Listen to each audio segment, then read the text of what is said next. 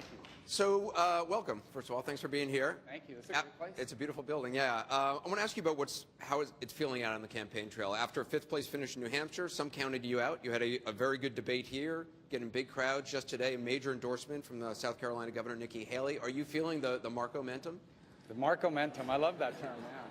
I do. I feel great about it. I mean, we feel a lot of energy. People coming to our rallies are each getting bigger. People signing up. Obviously, Saturday we'll find out. People are going to vote. But all I can do is our best. We got a good message, and I know why I'm running, and I feel good about what that's going to translate to. So we'll see.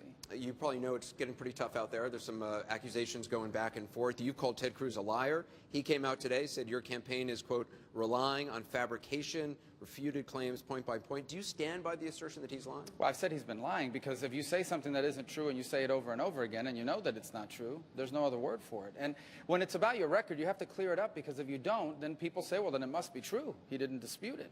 And he's done that a number of times. We saw what he did to Dr. Carson in Iowa, which was wrong. We saw yesterday Trey Gowdy. Somebody came up with a fake Facebook post saying Trey Gowdy was no longer endorsing me, a very popular congressman here in South Carolina. So these things are disturbing and they need to be addressed, and I'll address them, but that's not the core of my campaign. I spend 99% of my time talking about America's future, but if someone says something that's not true and I don't clear it up, well, that's not fair. Then people may think, well, then it's true. President Obama said something I want to ask you about so you can respond to it. He said yesterday, you got a candidate who sponsored a bill that I supported to finally solve the immigration problem, and he's running away from it as fast as he can. Yeah, but President Obama has no standing to talk about immigration because his party controlled the White House, the House, and the Senate for 2 years, and they did nothing. And then after Barack Obama has now put in place 2 unconstitutional executive orders, which has made it even harder to move forward on immigration. So I believe this issue has to be dealt with. And if you're serious about dealing with immigration, the only thing I'm saying is you better secure the border first. Nothing else is going to be able to happen. Nothing else can happen until you secure the border first. The people have been very clear about that. And until that's the key that unlocks the door to dealing with the rest of the issue. Until you do that, we just won't be able to make any progress. But as you know, I mean, the president is saying you sponsored a bill that he supported.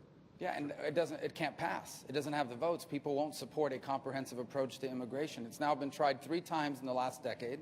It has failed each time. And so now we have to understand that the only way forward is through a step-by-step approach that begins by finally securing our border. We're a sovereign country. Every country has a right to control who comes here, how they come here, when they come here. And we are the most generous country in the world on immigration. Do you think it could pass when you sponsored it? Well, I didn't think the Senate version would pass as is. I knew it wouldn't. In fact, I repeatedly said that during the process. I said, this bill is not strong enough. I understood the Democrats controlled the Senate, and so that's the best we could produce in a Senate controlled by Democrats. We wanted to send it to the House. We hoped the House Republicans, conservatives, would make it even better. They never took it up, and so there's no way forward. But I can just tell you, after that experience, for a fact, having been through that, no progress will be made on immigration in this country until we prove to the American people, not just pass a law, but prove to them that we've built the sufficient walls and fences on the border, that we have mandatory E-Verify, that we have an entry-exit tracking system to prevent visa overstays, and that we hire additional border agents and resources to secure the border. I want to ask you about a couple of items in making headlines today before we get to our audience questions, because we've got some great questions. It's a question I asked Dr. Carson. As you know, the government is trying to get Apple to create new software to basically allow them to unlock the phone used by the San Bernardino terrorists. Apple is saying, look, if we create this back door, it's a whole new software thing, and it's going to endanger 99.9% of those good users of the iPhone. It's a very complicated issue, and I'll tell you why. It's about encryption. Today, there's encryption out. I think it's standard on the new Apple. Right. And what it does is it protects your privacy. If you lose your iPad, if you lose your phone, no one can hack into it and get your information. So that's why it's there.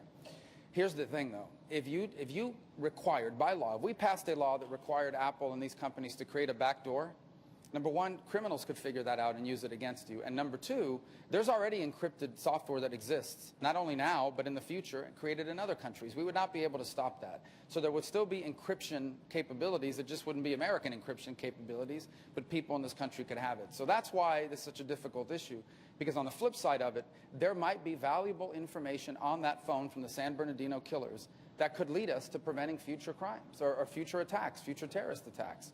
And so I think we're going to have to figure out a way forward by working with Silicon Valley and the tech industry on this. There has to be a way to deal with this issue that continues to protect the privacy of Americans, but creates some process by which Law enforcement and intelligence agencies could access encrypted information. I don't have a magic solution for it today. It's complicated. It's a new issue that's emerged just in the last couple of years. But I do know this. It will take a partnership between the technology industry and the government to confront and solve this. So it does concern you, basically Apple's concerns, the idea that this would create a backdoor. If you create a backdoor, there is the very distinct possibility that a criminal gang could figure out what the back door is. That possibility. So you create a back door, you're creating a vulnerability. And what you're not going to change is the fact that other companies around the world who are not subject to U.S. law, they could create encryption technology that we'll never be able to get access to. So it's not as simple as people think it is. Now, Apple's under court order. I'm sure they're going to appeal it. They need to follow whatever the court orders ultimately.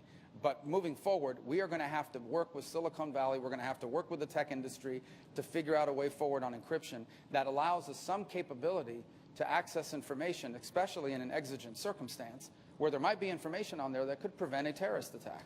Another item in the news, which actually I've literally just learned about, someone was talking to my ear as you were coming out, we've just learned President Obama plans to visit Cuba sometime, I think this month, but I don't know the exact date, but he does plan to visit it. Is that something, as president, you would ever do?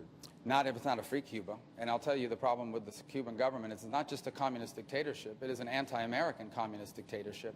The Cuban government 3 years ago helped North Korea evade UN sanctions. They were caught trying to ship missile parts to North Korea. Nothing happened.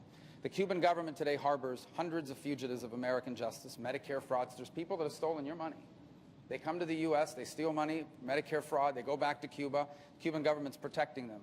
The Cuban government is harboring a killer in New Jersey who killed a state trooper in New Jersey. She escaped jail, fled to Cuba. The Cuban government is protecting her.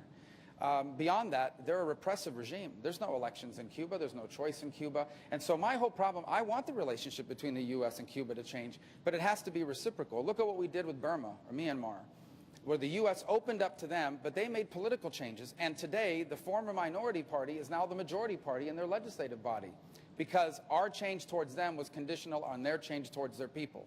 He didn't even ask that of the Cuban government. And so today, a year and 2 months after the opening to Cuba, the Cuban government remains as repressive as ever, but now they have access to millions, if not billions of dollars in resources that they didn't have access to before this opening. I'm told the president's going to go next month, just for clarity. I want you to meet... Probably not going to invite me, just to... Probably not. This is Maggie Grizel. She's